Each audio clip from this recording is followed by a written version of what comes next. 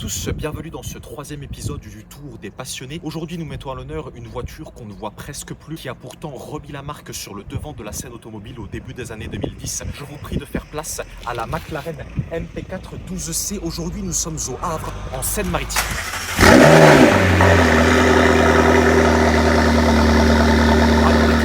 Répondre dans cette vidéo, c'est comment une entreprise si petite entre guillemets que McLaren en termes de chiffre d'affaires par rapport à Ferrari ou Lamborghini a pu venir avec un seul modèle complètement changer son histoire. C'est grâce à la Formule 1. En effet, en 2011, McLaren Racing termine deuxième au classement constructeur grâce à Jenson Button et Lewis Hamilton qui terminent respectivement deuxième et cinquième au classement des pilotes, sachant que Red Bull Racing a terminé cette année-là en première position au classement des constructeurs grâce à Sebastian Vettel qui est devenu champion du monde. Comme le but premier d'une écurie de Formule 1 n'est pas de dégager des bénéfices mais bel et bien de gagner, les dirigeants de l'écurie de Formule 1 McLaren Racing ont décidé de reverser la grande majorité de ces bénéfices à la maison mère McLaren Group. Ceci a donc permis de verser un dividende de 20 millions de livres sterling permettant alors le financement de la MP4 12C. La production des MP4 12C s'est étalée de 2011 à 2014. C'est un travail qui a nécessité 18 mois entre avril 2010 et octobre 2011. Les premiers modèles ont été livrés aux clients en fin d'année 2011. Le paroxysme avec cette voiture, c'est qu'on ne la voit presque plus sur les routes, mais pourtant c'est grâce à celle-ci que McLaren a complètement changé son histoire. C'est clairement la meilleure de sa catégorie. La production de la MP4 12C s'est brutalement arrêtée avec l'arrivée de la 650S. On en reparlera dans quelques instants au moment du roulage. Je vais à présent vous parler du moteur. On va être sur le V8 biturbo de 3,8 litres. Ça ne change pas, quasiment le même moteur sur toutes les McLaren. 3,8 litres pour 3799 cm3 en position centrale arrière, 625 chevaux à 7000 tours minute, 600 Nm de couple. Concernant la boîte, on va être sur une boîte séquentielle à double embrayage à 7 rapports qui offre un confort sans pareil au niveau de la conduite. La seule petite chose que je regrette sur cette voiture, même si le design est très fin et très raffiné, ce sont les échappements que je n'aime pas beaucoup. Ça a été les mêmes échappements sur la 650S, même si le bruit caractéristique de McLaren, c'est ce qui fait bien évidemment tout le charme de cette marque. Donc on a cette forme assez particulière, parallélépipédique avec des incurvations au niveau de chaque côté de l'extérieur des échappements. Par contre, elle ronronne vraiment très bien. À propos des autres caractéristiques de la voiture, on va passer maintenant au niveau des freins. On va retrouver des freins qui sont en fonte et en aluminium de 370 mm à l'avant, perforés ventilés avec des étriers siglés McLaren rouge à 4 pistons. Celle-ci donc allégeante en magnésium, il y en a très peu dans cette configuration, 3 ou 4 dans le monde d'après le propriétaire. Les carbones céramiques étaient en option sur cette voiture car ils étaient plus petits et plus lourds. Au niveau de l'arrière, on va également retrouver des freins en fonte et aluminium de 350 mm étriés à 4 pistons, toujours siglés McLaren. Voici donc la ligne de la voiture, c'est une ligne qui est très épurée et très raffinée. La couleur de celle-ci, c'est un Onyx Black. Au niveau de l'avant, vous allez retrouver le logo McLaren en carbone. Les feux ont cette forme-là et sont translucides. Au niveau de l'avant, vous allez avoir deux sorties pour venir refroidir les pneus, une à droite, une à gauche. Pas de diffuseur en carbone sur celle-ci. Les ouvertures de portière en élytre. Voici ce que ça donne lorsque la voiture est ouverte. Vous allez retrouver ici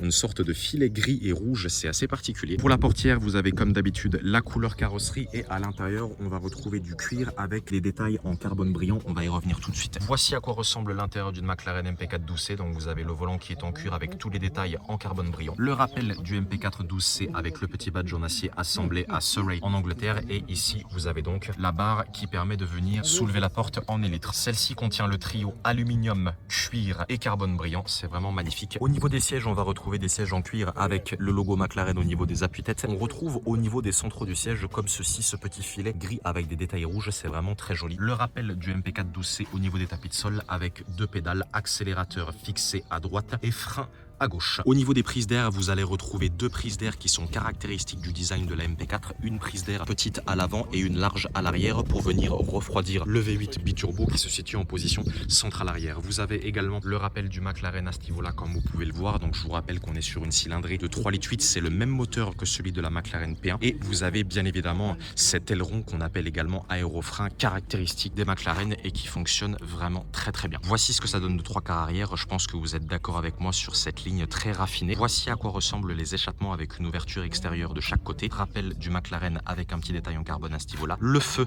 de stop au niveau de l'aileron. On va retrouver deux grillages pour l'évacuation de l'air chaud. Un sous les échappements comme ceci où vous pouvez voir la boîte de vitesse qui apparaît et un autre de chaque côté des échappements qui se confond avec les feux arrière. Vous allez avoir les supports d'aileron comme ceci qui sont en métal. Lorsque vous souhaitez ouvrir la portière, c'est très simple. Vous faites glisser votre doigt comme ceci et vous tirez en même temps. Voilà, donc les ouvertures de portière en élytre. Particularité, les portières sont également beaucoup plus fines que sur une McLaren 720S, celle dans laquelle je suis monté dimanche dernier par exemple, et voici ce que ça donne avec l'intérieur au niveau du côté passager. Ce que vous voyez à ce niveau-là, c'est la monocoque carbone qui dépasse. Voici à quoi ressemble l'intérieur passager. Les sièges sont vraiment très confortables. Vous avez également un petit espace derrière les sièges pour mettre des bagages et vous allez retrouver une fenêtre comme ceci. Allez, je vais désormais monter à l'intérieur pour vous montrer ce que ça donne. Hop là. Assez facile de passer les jambes sur celle-ci. Alors vous verrez que le propriétaire est assez grand, donc là je suis assis un peu loin. Je vais fermer la portière pour le bruit comme ceci. Donc vous avez ici l'ouverture de portière à ce niveau-là, les ouvertures de fenêtres avec les détails en carbone brillant, c'est magnifique. Également du carbone brillant sur la console compte-conducteur pour le contrôle de la climatisation. Vous allez retrouver des bouches de climatisation en aluminium, également le contour des compteurs digitaux qui est en aluminium, une bouche de climatisation centrale et une bouche de climatisation pour le passager. Nous allons également retrouver le carbone brillant au niveau de la console centrale avec le engine start and stop. Pour mettre le contact, vous savez comment ça fonctionne, vous avez juste à appuyer sur start sans appuyer sur le frein. Vous avez également un écran central qui indique la date et l'heure et toutes les fonctionnalités de la voiture, on y reviendra au moment du roulage. À partir d'ici, vous pouvez régler tous les modes de conduite, si je ne dis pas de bêtises, avec le réglage des suspensions combinées et électroniques, il y a au total 3 modes de conduite. Le frein à main, les feux de warning, démarrage de la voiture, le point mort, la marche arrière, fermeture centralisée des portes et ouverture du coffre. Voici à quoi ressemblent les compteurs, donc je vous rappelle la puissance de la voiture, 625 chevaux celle-ci puisque c'est une MP4 12C de phase 2. La puissance totale est atteinte entre 7000 et 8500 tours minute. Celle-ci a 83 942 km. Vous avez les compteurs digitaux, je vais la démarrer dans quelques instants. Au niveau de la position, on est vraiment très bien installé dans la voiture, mais oh là là, ce volant il est dingue. Pour les palettes, vous allez retrouver une palette à droite pour passer les vitesses, l'autre palette à gauche pour rétrograder, si je ne dis pas de bêtises, et les palettes sont en aluminium. À ce niveau-là, le réglage pour les essuie-glaces et les feux. Avant qu'on aille rouler, je vous parlais tout à l'heure de la monocoque carbone. Vous savez que les McLaren sont extrêmement appréciées pour leur rapport poids-puissance. Celle-ci pèse seulement 1375 kg, dont 75 kg pour la coque carbone qui assure la rigidité de la voiture dans les virages et à haute vitesse bien évidemment, sachant que toutes les McLaren possèdent une monocoque carbone depuis la McLaren F1. Voici à quoi ressemble la clé de la voiture, donc vous avez comme ceci des détails carbone avec le logo de McLaren, ouverture, fermeture et ouverture du coffre. Vous avez le détail qui nous rappelle les échappements de la MP4, très intéressant, McLaren a voulu se détacher des autres marques. Je vais donc faire un start-up, on appuie sur le frein, start engine, allons-y.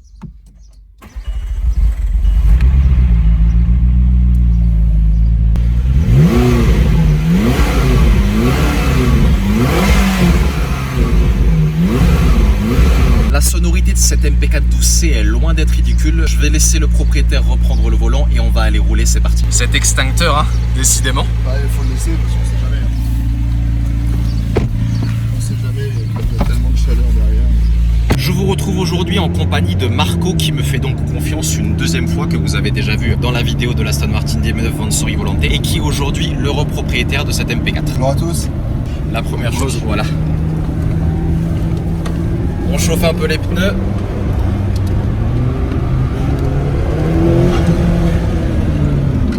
Voilà.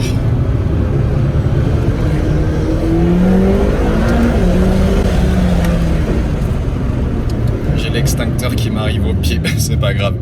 En tout cas, ça sonne bien. Attends, je vais le remettre. Je ne vais pas vous refaire tout l'historique des voitures que Marco a possédées. Ça, ce sera disponible dans la vidéo de l'Aston Martin DB9 parce que Marco a déjà eu une quinzaine de voitures. Déjà, pour toi, elle est assez petite, on a l'impression. Bah ouais, mais tu vois, je fais 1m92 et je rentre vraiment bien dans l'habitacle. Même assez simple pour sortir de l'habitacle. Moi, je trouve qu'elle est vraiment adaptée pour les grands. Celle-ci, pour le coup, il y a vraiment le siège, tu sais, qui s'adapte. Ouais. Même électrique, je sais pas si t'as vu, hein, tu peux le lever ou le descendre. Et comme dans beaucoup de supercars où tu trouves que le pédalier qui avance, là je trouve que pour le coup c'est hyper pratique. McLaren ne veut pas forcément rentrer dans des systèmes de rajout de pièces, tout doit rester d'origine. C'est ce qui fait aussi la valeur de la voiture. Ils m'ont montré que dans ce système de voiture, tu avais l'ISG, donc c'est une option tout simplement d'origine qui permet de ramener beaucoup plus de bruit à la sortie des échappements et de ramener ce bruit à l'intérieur de l'habitacle. Donc tu vois, tu fais véhicule, générateur de son d'entrée. Et générateur de son entrée, tu peux, en fonction du mode de conduite, normal, sport ou track, admettons track, tu peux mettre 3 points. Et 3 points va faire qu'il va y avoir plus de son. Si jamais j'enlève, il y aura vraiment beaucoup moins de sonorité, y compris à l'intérieur qu'à l'extérieur. Il y a quand même un très beau son, et tu l'as vu tout à l'heure quand je suis venu te chercher à la gare. On voit quand même qu'il y a une sonorité qui est sympa. est d'origine, quoi. Il n'y a pas besoin de toucher à l'échappement. Celle-ci, quand tu regardes, finalement, elle a été étudiée par des ingénieurs de la F1. Et je pense que la sonorité qui a été étudiée, elle a été faite exactement comme elle doit être faite. Envoyer les sensations par rapport à comment on envoie avec la voiture. Et je pense que finalement, quand c'est comme ça, ces voitures-là, il faut les laisser entièrement d'origine. Pas de lift système. Mais pour autant, Pas de lift système sur celle-ci, ouais. Elle passe par tout. Elle m'a jamais fait défaut. Toi qui as dû te renseigner, il y a un système de pilotage par suspension, par roue, qui permettent en fait de tout le temps garder le châssis à plat. Tu vois la sonorité, regarde. Tu vois quand même, c'est déjà très bien. Oui. Pas forcément. Mais il y a aussi les 4 suspensions qui sont reliées électroniquement, non? C'est ça.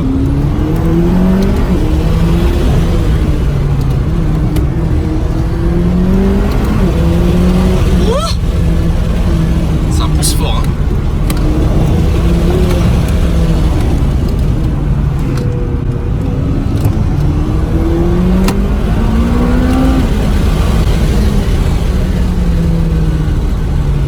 Les freins en fonte et aluminium freinent vraiment très bien, puisque les carbones céramiques sont en option sur celle-ci, on le rappelle, mais ça freine vraiment très bien.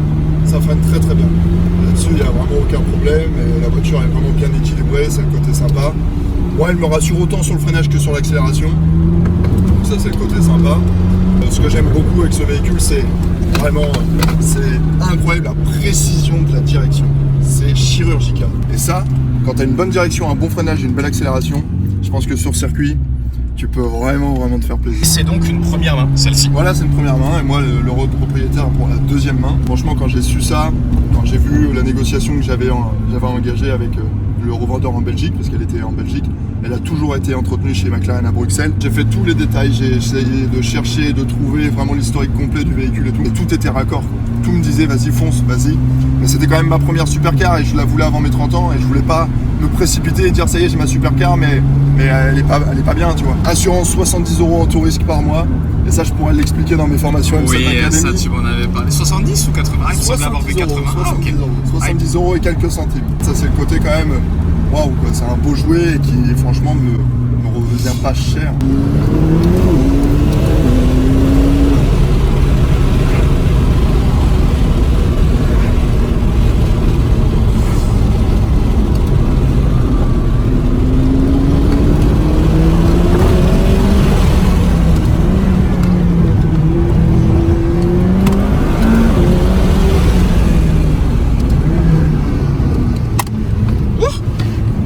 Bien vu. Toujours être au taquet.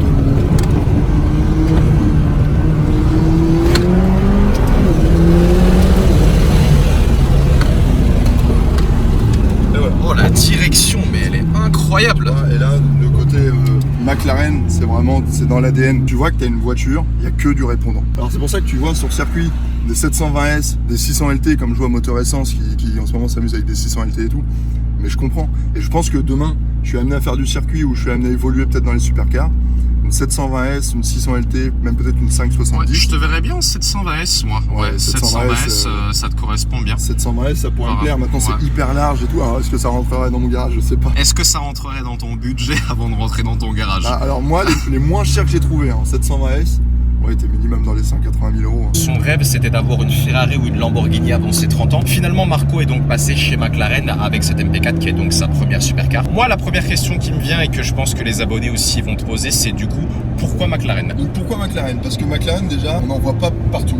Et moi, tu sais, j'aime aussi la rareté, parce que je dis toujours que la rareté fait le prix. La première chose qui me saute aux yeux au niveau de l'intérieur, c'est l'entretien du carbone. McLaren, j'avais déjà eu l'occasion de monter en passager dans une 600 LT coupé et Spider. J'avais fait les deux. 600 LT qui appartenait à Mission Wheel, 600 LT Spider qui appartenait à The Satin Crew sur Instagram, que vous connaissez peut-être, et une 720S d'un propriétaire écossais que j'avais rencontré l'année dernière à Monaco. Elles étaient toutes vraiment très confortables, mais elles avaient quasiment toutes, si je dis pas de bêtises, le détail en carbone mat, alors que celle-ci a du carbone brillant. Donc celle-ci, elle est de 2012, celle-ci sachant que les premières MP4 poussées sont sorties en 2011, et l'état du carbone, vraiment, il n'y a rien à dire. Pour répondre finalement à la question, parce que j'ai pourquoi McLaren au final? Contourné, à l'époque, je crois que c'était sur la 6, c'était turbo.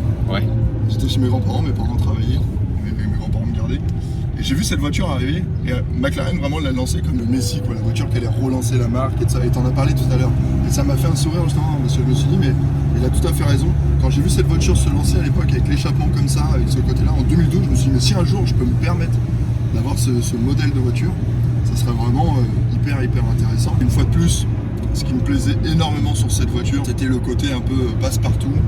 Le fait que voilà, on peut la conduire un petit peu en ville, comme on peut aussi aller sur circuit avec, la polyvalence. Et moi je dis que la polyvalence d'une voiture aujourd'hui fait que la cote ne descendra jamais vraiment. C'est pour ça que j'ai vraiment opté pour cet achat. Si tu devais lui reprocher quelque chose, éventuellement, si tu as quelque chose à lui reprocher, ce qui n'est peut-être pas le cas, qu'est-ce que tu lui reprocherais éventuellement à cette voiture? J'aurais bien aimé avoir le Spider. Eh ben moi je préfère le couper, tu vois, parce que j'ai vu la Spider à Paris l'autre jour, orange en 50e anniversaire, c'est très beau, c'est encore une fois très raffiné, mais la ligne n'est pas la même. Tu vois, comme sur la 488 Spider et la GTB. C'est pas fait de la même façon, non. Ils ont pas le même compartiment. Si demain je rechange de voiture, peu importe que je vais devenir papa ou que je vais devoir m'adapter, on va dire, à une situation familiale, là clairement, oui, je pense que je resterai chez McLaren. S'il vous plaît, la famille, faites rouler votre voiture. Une voiture, c'est fait pour rouler. Marco a acheté celle-ci avec 80 000 km. Tout à l'heure, je crois que je vous l'ai montré au moment de l'introduction, on est à 83 300 km, quelque chose comme ça. Rien du tout quand tu divises par rapport au nombre d'années. C'est ça, donc 2012. Donc voilà ce qui fait maintenant, à peu près voilà, même pas 10 000 km par an.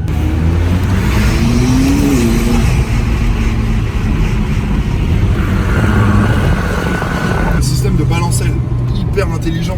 Tu fais un plus, tu es sur circuit, tu tournes ton volant, tu es un peu perdu, tu sais, entre le moins et le plus, ça arrive, tu pousses. Vu que c'est un balancelle, ça va en fait tout le temps le connecter. Ah, les deux palettes? Eh oui. D'accord. C'est, regarde, le moins, je fais ça, je passe en 4e. Donc peu importe où tu es sur circuit, tu pousses, c'est moins, tu vas tirer, tu vas avoir ta vitesse supérieure. Oh, ok. C'est quand même le côté hyper pratique. Surtout sur circuit. Combien de modes de conduite on a sur celle-ci du coup? 3. Normal, sport, track. Et boîte manuelle, si tu veux la mettre en manuel. Activer le mode aéro. T'as entendu l'aileron? Ouais. Voilà, là je remets l'aileron.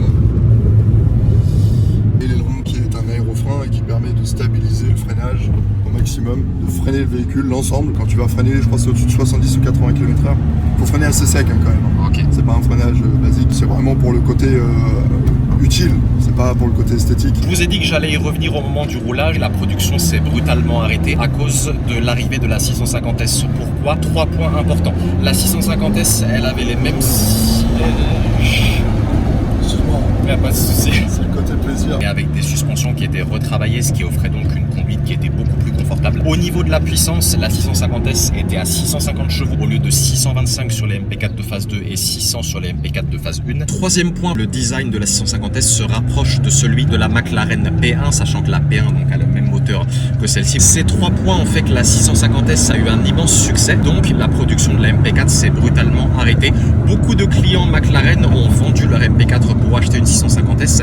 Et ce qui est marrant, alors ça je sais pas si tu le sais Marco, les clients d'une MP4 ont été informés de l'arrêt de la production de la voiture par courrier. Ça c'est très british, très voilà. Ça, McLaren, il t'envoie un courrier en disant nous n'allons plus produire de MP4 parce que la 650S arrive du coup sur le marché. Très british, ça t'informe par courrier. Similaire à la MP4, avec juste par contre ces feux avant, voilà, avec la distinction. Voilà. Les échappements c'est les mêmes. Les échappements c'est les mêmes, le châssis c'est les mêmes, les jantes sont les mêmes. Toujours la monocoque carbone. Toujours la monocoque carbone. MP4 12C nous a lancé, c'est parti, on remet d'autres modèles sur le marché, on met 25 chevaux de plus et on l'appelle la S. Mais c'est bien, hein, ça a un beau coup de pub, c'est joli. Maintenant, le puriste va préférer une MP4 12C qu'une 650S. 650S, ça m'attire pas. Il y en a un qui est venu avec au rassemblement d'Olivier la dernière fois. 650S Spider orange. Orange 1, voilà. Ouais. Intérieur Alcantara sur pico rouge avec du coup une préparation MSO, donc l'équivalent de TaylorMade et ad personam pour Lamborghini et Ferrari. Beaucoup m'ont dit attention, si tu arrives à avoir une MP4, fonce. Voilà la famille, c'est terminé pour aujourd'hui. Merci d'avoir regardé cette vidéo, j'espère qu'elle vous a plu. Si vous ne voulez pas rater les prochaines vidéos, abonnez-vous, mettez un pouce bleu et donnez-moi vos retours dans les commentaires. Un grand merci encore une fois à Marco pour sa générosité qui me fait donc confiance une deuxième fois. Merci à vous. Merci à vous d'avoir regardé la vidéo la famille et je vous dis à très bientôt, prenez soin de vous. Ciao ciao.